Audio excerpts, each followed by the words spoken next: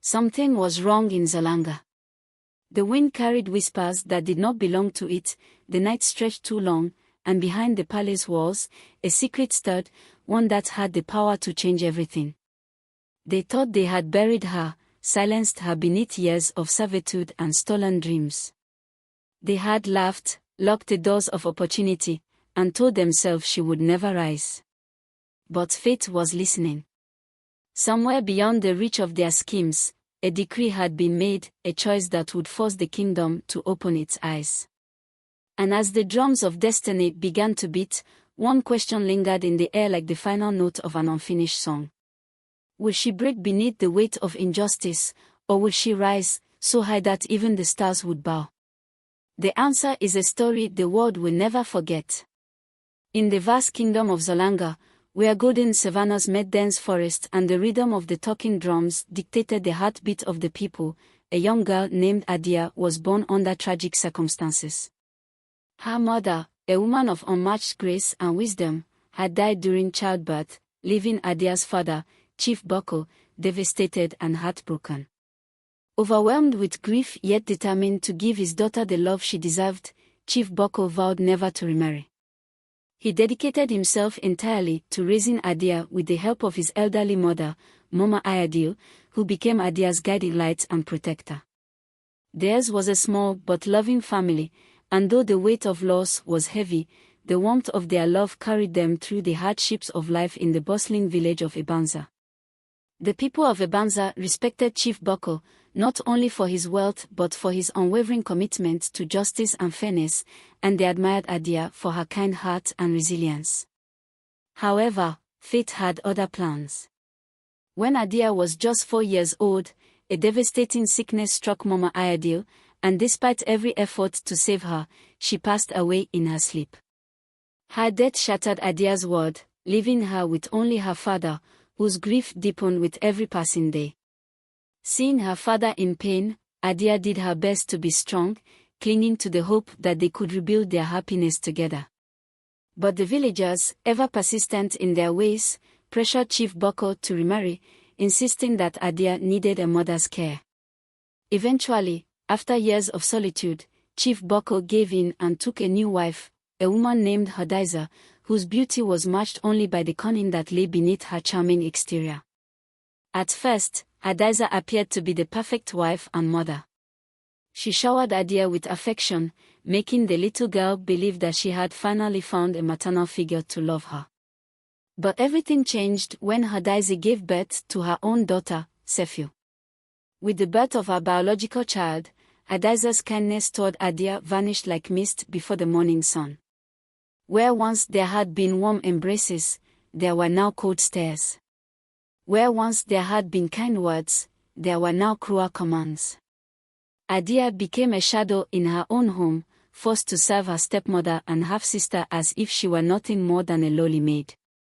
Sefiu, spoiled and pampered, delighted in tormenting Adia, pulling at her hair and taunting her with words as sharp as thorns. "You don't belong here," she would sneer. "You are nothing but a curse."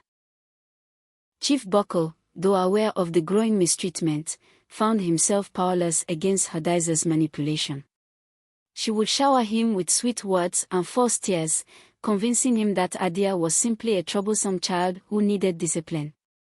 And so, burdened by his own sorrow and blind to the cruelty within his own household, Chief Boko began spending more time away from home, burying himself in the affairs of the kingdom and leaving Adia at the mercy of Hadiza's wickedness.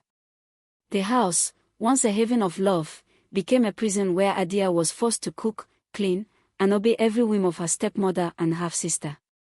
No task was too degrading, no chore too harsh. Even when she completed her work to perfection, Hadiza would find fault, assigning her impossible tasks like carrying water in a woven basket, only to laugh as Adia struggled in vain. Years passed, and Adia blossomed into a young woman of breathtaking beauty and quiet strength. Despite the hardships she endured, she never allowed bitterness to consume her heart. She found solace in the small moments of joy, watching the sunset paint the sky in hues of orange and purple, humming the lullabies Mama Ayadil used to sing, and sneaking away to the village library to immerse herself in books that transported her to worlds beyond her own suffering. She knew that one day, she would rise above the cruelty of her circumstances, though she had no idea how or when that day would come. That fateful day arrived in the form of a royal decree. King Jomo, the revered ruler of Zolanga, had announced that his son, Prince Omori, would soon return from his studies in the faraway land of Songhai. Tradition dictated that the prince must choose a wife from among the noble daughters of the kingdom, and so, the royal court declared a selection process. The most beautiful and virtuous young women in Zolanga would be invited to the palace to live for 3 months, giving the prince time to make his choice. It was the opportunity of a lifetime, and every eligible maiden in the kingdom dreamed of capturing the prince's heart. Hadaisa was no exception. She had spent years grooming Sefiu, ensuring that her daughter would be among the chosen few. She bribed the palace officials, ensuring Sefiu's selection, and spared no expense in preparing her for the competition. She filled their home with the finest silks, the richest perfumes, and the rarest jewels, determined that Sefiu would outshine every other girl in the kingdom. But Hadaisa's ambitions did not stop there. She knew that Adia's beauty surpassed even Sefiu's, and she could not risk the possibility of her stepdaughter stealing the prince's attention. And so, she devised a plan to keep Adia away from the palace at all costs. On the day of the royal selection, Hadaisa woke Adia before dawn and assigned her an endless list of grueling chores. "You are not to leave this house until every task is complete," she ordered, her voice dripping with malice. Adia, exhausted and defeated, nodded silently and set to work, scrubbing the floors until her fingers ached, washing the laundry until her arms felt like lead, and cooking a feast she would never be allowed to taste. By the time she finished, the sun was already setting, and the palace gates had long been closed to new arrivals. Hadaisa and Sefiu returned home that evening, triumphant and full of laughter. "You should have seen the palace, Adia," Sefiu gloated. "It was magnificent. The prince will surely choose me." Adia swallowed the lump in her throat, refusing to let her sorrow show. She had lost her chance, but she would not give Hadaisa and Sefiu the satisfaction of seeing her break. Little did she know, fate had not abandoned her. Deep within the palace, Prince Omori had already sensed that something was amiss. As he observed the young women presented before him, he could not shake the feeling that the selection was incomplete, that the one meant for him was missing. And so, he made a decision that would change the course of Adia's life forever. The prince would not choose a bride until he had seen every eligible maiden in the kingdom, even those who had been kept away by forces beyond their control. And so, without realizing it, Adia's story was far from over. In fact, it was only just beginning. The sun cast golden rays over the bustling kingdom of Zolanga as its people awoke to a day filled with anticipation and whispers of the ongoing royal selection. Word had spread like wildfire that Prince Omori was not satisfied with the initial candidates, sending ripples of excitement and tension across the land. Within the grand walls of the palace, the prince stood before his father, King Jomo, his voice firm yet respectful. "Father, I feel as though something is missing. I cannot choose a bride from among those presented when I sense that there are others, unseen and unheard, who deserve a chance." King Jomo, a wise and just ruler, studied his son for a long moment before nodding. "Then go, my son. Seek out the one your heart is searching for. But remember, a queen is more than just beauty, she must carry wisdom, kindness, and the strength to lead alongside you." With his father's blessing, Prince Omori set out on a discreet journey through the kingdom, accompanied by his trusted advisor, Jabori. Disguised as common travelers, they visited villages and towns, speaking with elders and observing the daughters of Zolanga as they went about their daily lives. The prince wanted to see the true nature of the women of his land, not those adorned in fine silks for a show, but those who exhibited genuine strength and compassion in their everyday existence. Meanwhile, in the quiet village of Ebanza, Adia went about her daily chores, unaware that destiny was drawing her closer to the fate she had long believed stolen from her. Hadiza and Sefiu, emboldened by their belief that the prince would choose Sefiu, flaunted their trip to the palace, treating Adia with even greater cruelty. That morning, as Adia bent over a basin, scrubbing clothes until her fingers ached, Hadiza's sharp voice cut through the air. "You will fetch water from the farthest well today. And don't return until you have filled every pot in this house." Adia nodded without protest, knowing that defiance would only earn her more punishment. With a heavy heart, she set off, carrying her clay pot on her head, her feet weary but her spirit unbroken. The well was deep within the forest, a long and treacherous walk, but she found solace in the rustling leaves and the songs of distant birds. As fate would have it, Prince Omori and Jabari were making their way through the village outskirts when they spotted Adia struggling with her water pot. Sweat dripped down her brow, yet she carried herself with quiet dignity, determined to complete her task. The prince, intrigued, watched as she paused near a small child who had tripped and scraped his knee. Without hesitation, Adia set her pot down and knelt beside the boy, using the edge of her tattered wrapper to wipe his wound gently. "You're very brave," she told him, her voice soothing. "But even the bravest warriors need help sometimes." She then reached into the small pouch she carried and produced a handful of healing leaves, carefully pressing them against the boy's wound. The prince's heart stirred at the sight. "She has kindness," he murmured. Jabari, observing as well, nodded. "And strength. Look at her hands, they are calloused from work." Yet she does not complain.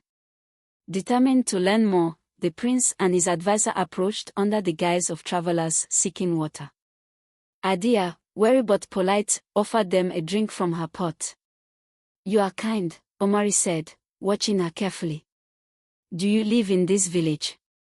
Adia nodded but said nothing more, unwilling to share her burdens with strangers.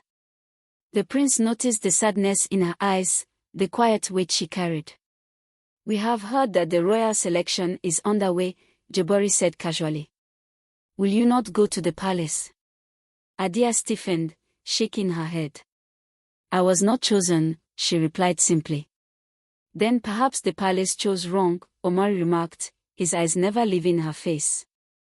Before Adia could respond, Sefiu's sharp voice rang out behind them. "Adia, what are you doing loitering here? Mother will not be pleased." Adia lowered her gaze, quickly picking up her water pot. "Excuse me," she whispered, hurrying away. The prince and Jabari exchanged glances. "That girl," Omari said, his voice thoughtful. "She is the one."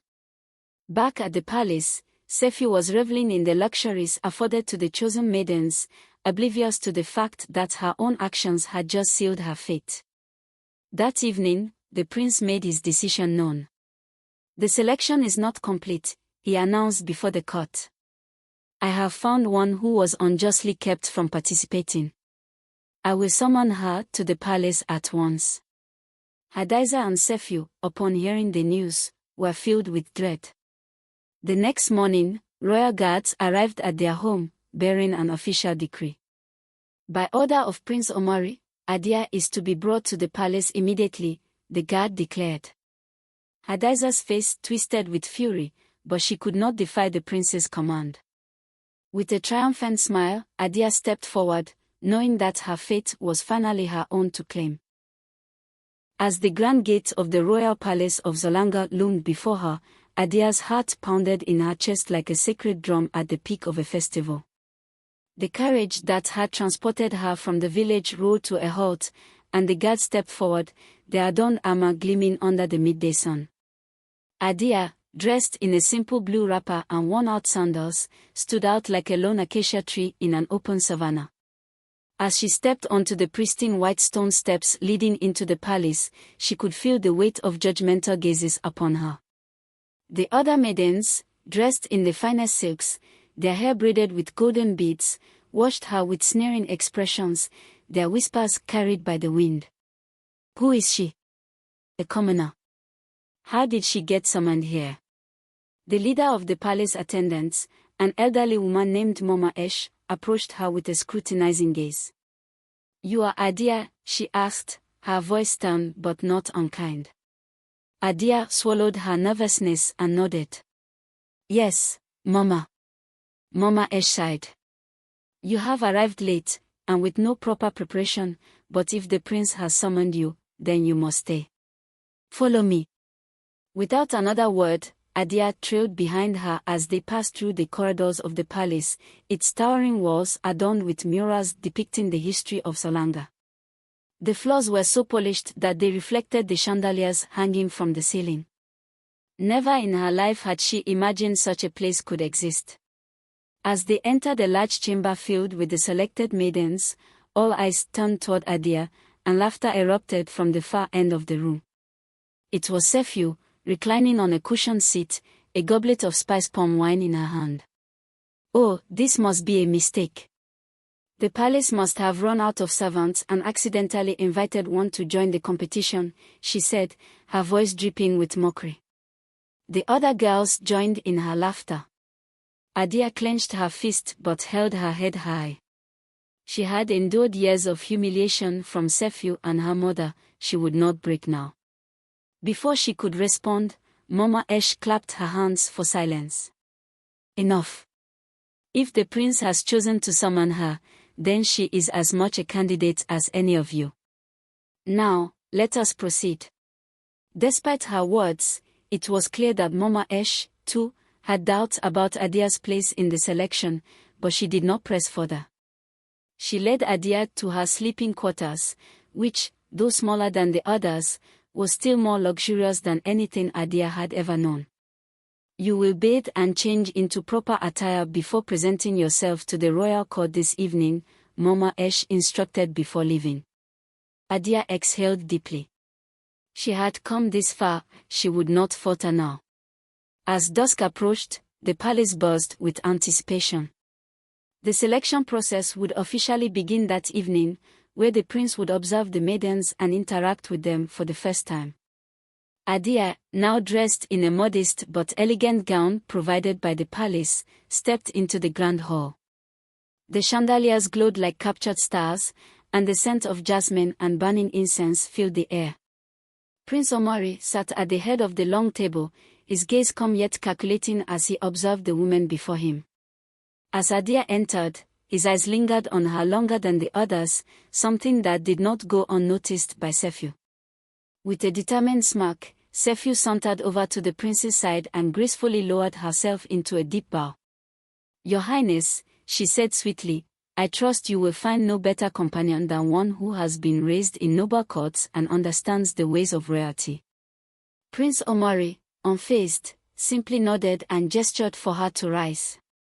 He then turned his gaze back to Adia, curiosity flickering in his eyes. And you, he said, his voice smooth like the flow of a steady river. You are different from the others. Adia met his gaze evenly. I was not chosen like the others, she admitted. I was sent here only because you demanded it. The room fell silent. No one had dared to speak so plainly before the prince. Instead of taking offense, Omari smiled. Honest words. I appreciate honesty. Tell me, Adia, what would you do if given the chance to rule beside me? Sefiu scoffed. What could she possibly say? A servant does not know the first thing about ruling a kingdom. A few chuckles rippled through the crowd. But Adia remained calm. She met the prince's gaze once more and said, a ruler is a servant first. If I were queen, I would listen to the people before making decisions, for a ruler who does not hear the cries of the land is not worthy of the throne. The hall grew quiet. Even the king, who had been watching silently from his elevated seat, nodded in approval.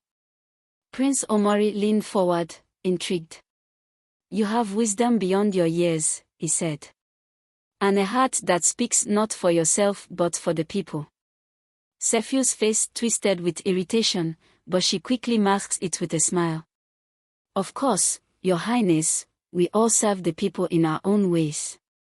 Some lead, and others clean, she said, casting a glance at Adia. The tension in the room thickened. Omori, however, did not respond to the jab. Instead, he turned to Mama Esh. Tomorrow, I wish for the maidens to be tested, not just in beauty and grace, but in their ability to serve and lead. The announcement sent a wave of mamas through the room. The daughters of noblemen were used to embroidery and music lessons, not labor or governance. But Adia felt a quiet satisfaction. At last, a test that went beyond appearances.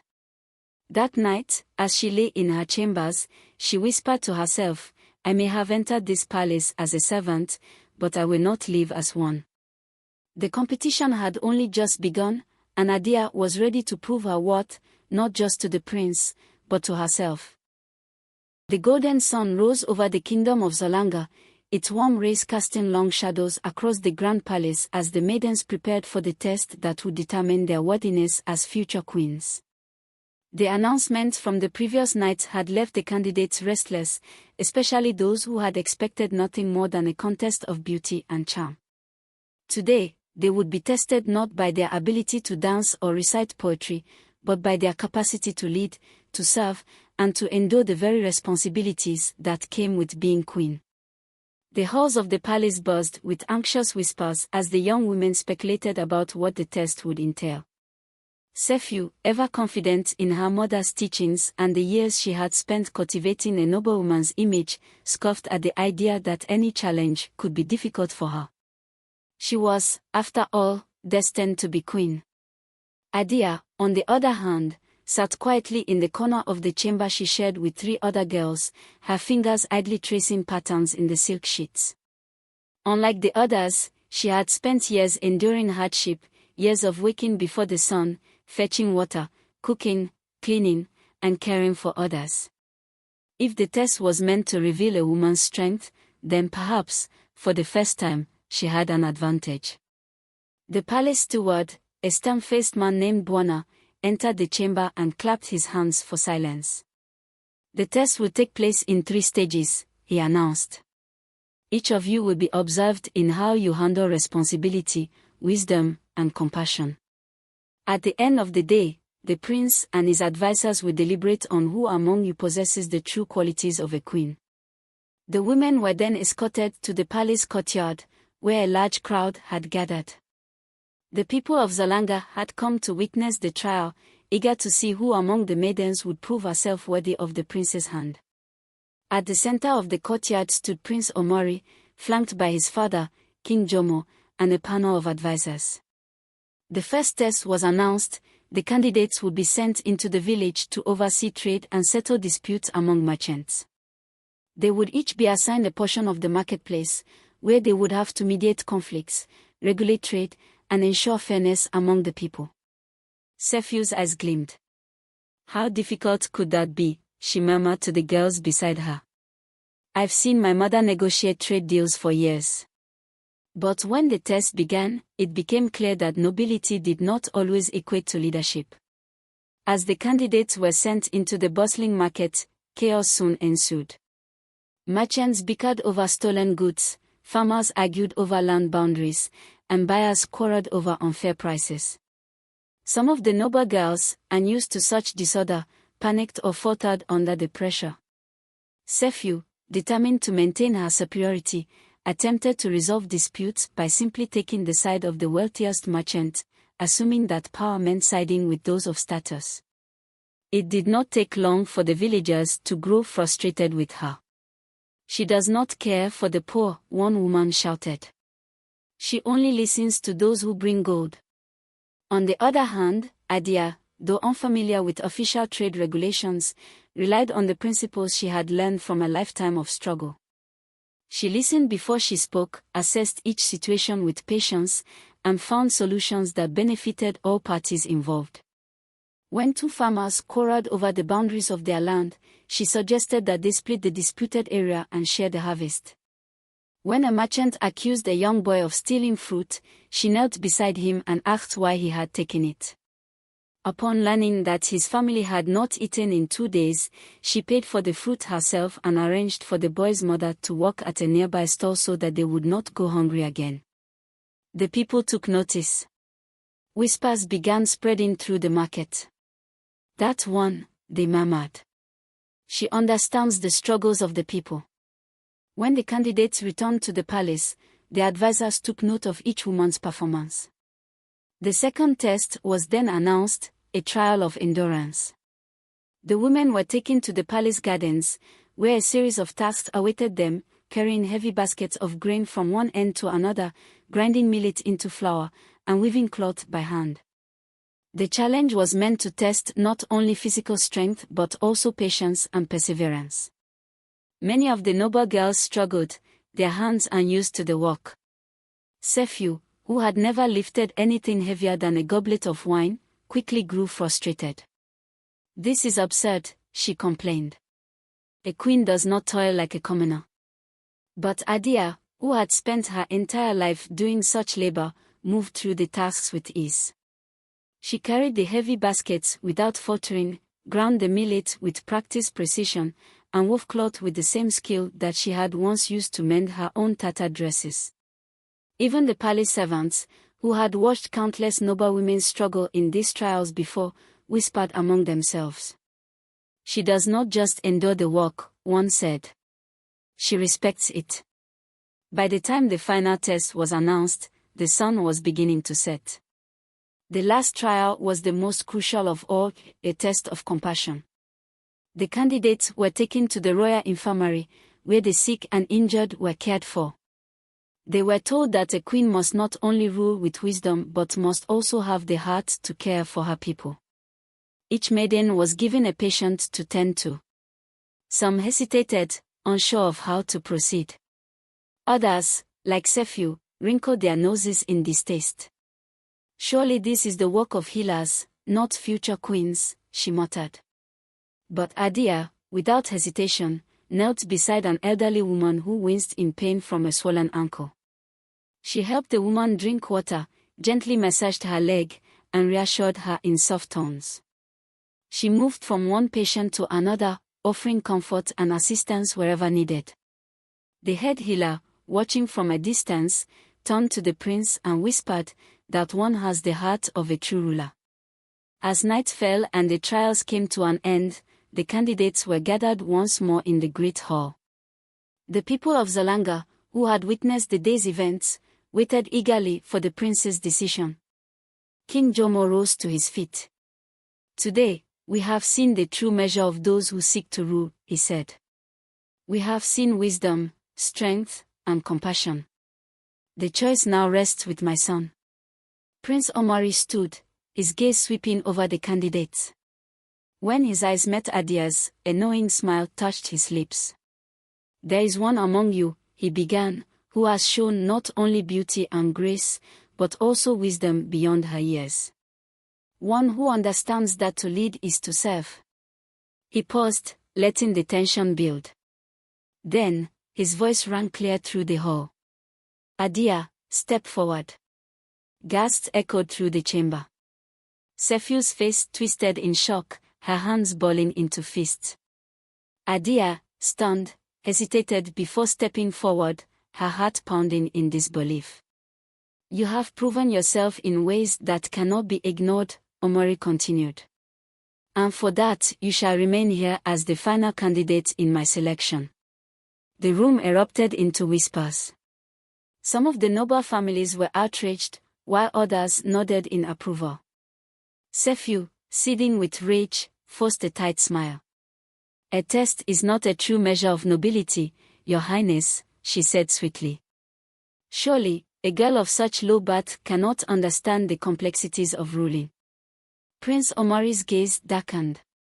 "A queen is not measured by her birth, but by her heart," he replied. "And Adia has proven herself worthy." Sephew's jaw clenched, but she said no more. As the ceremony concluded, Adia stood in the grand hall, overwhelmed yet determined.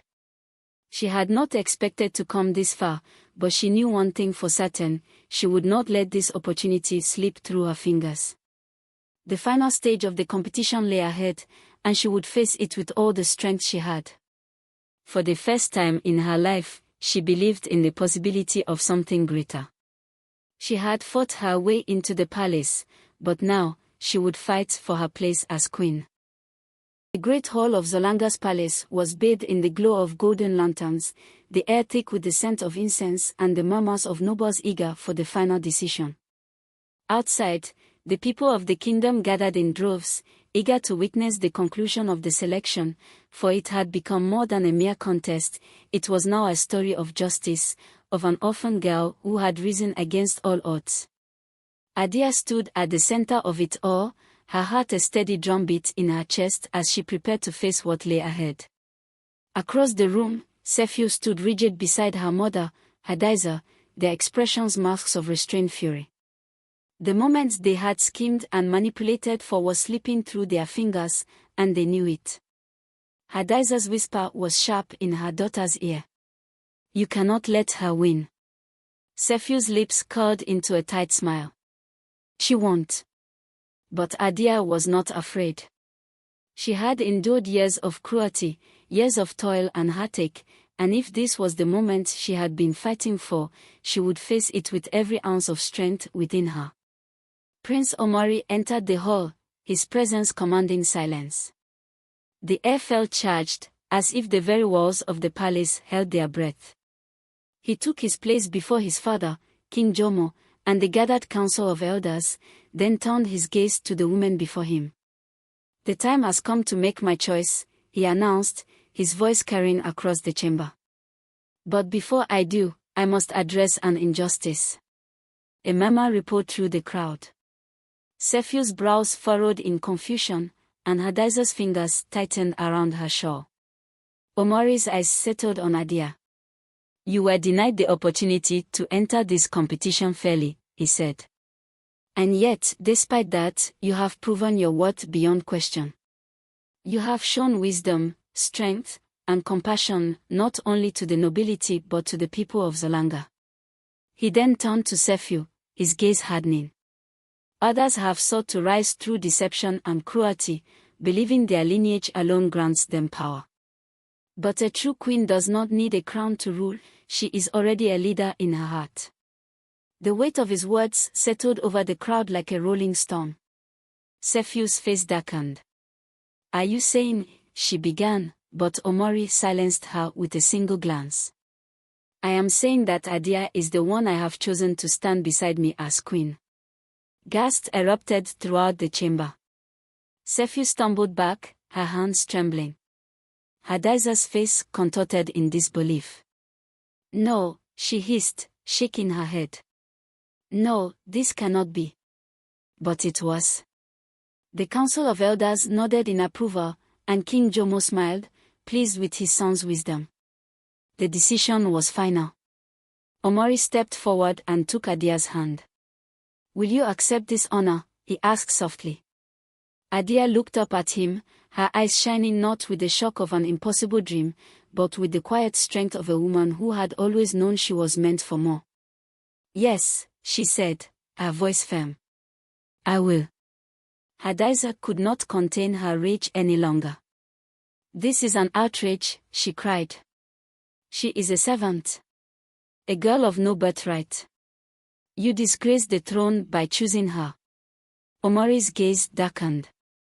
"No, the disgrace lies in the cruelty you have shown," he said. "You stole from her. You tried to bury her under your greed, and yet she rose above it all.